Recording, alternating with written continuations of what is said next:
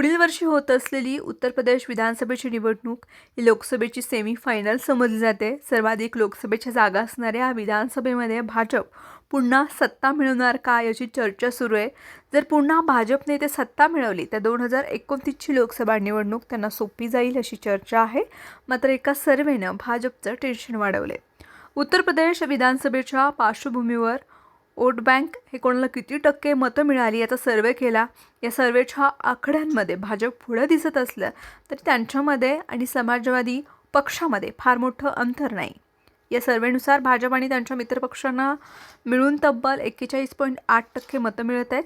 तर त्यांचा प्रमुख प्रतिस्पर्धी असलेला अखिलेश यादव यांच्या समाजवादी पार्टी आणि त्यांच्या आघाडीला 38.7% मतं मिळत आहेत आणि दोघांच्या मताच्या टक्केवारीमध्ये फक्त 3% अंतर आहे.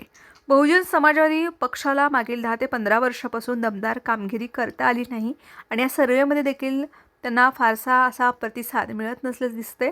सर्वेमधील आकड्यानुसार त्यांना केवळ 5% मतं मिळत आहेत आणि या सर्वेमध्ये 10% मतदारांनी आपण अजून मत कोणाला द्यायचं हे ठरवलं नसल्याचं सांगितलं जाते. हे कुंपणावरची 10% मतदार आहेत आणि यूपीमधील कोणाची सत्ता येणार हे ठरवतील अशी शक्यता वर्तवली जाते. तर विविध विकास कामांच्या घोषणा आणि महिलांना रोख रक्कम तसेच तरुणांना लॅपटॉप देत ही मतं आपल्याकडे आकर्षित करण्याची रणनीती योगी आदित्यनाथ आहेत यांचं सरकार करत असल्याची चर्चा आहे. तर 2024च्या लोकसभा निवडणुकीमध्ये भाजपला स्वबळावरती बहुमताचा आकडा हा काढता आला नाही आणि मित्रपक्षामुळे ते बहुमत ते टिकवू शकले.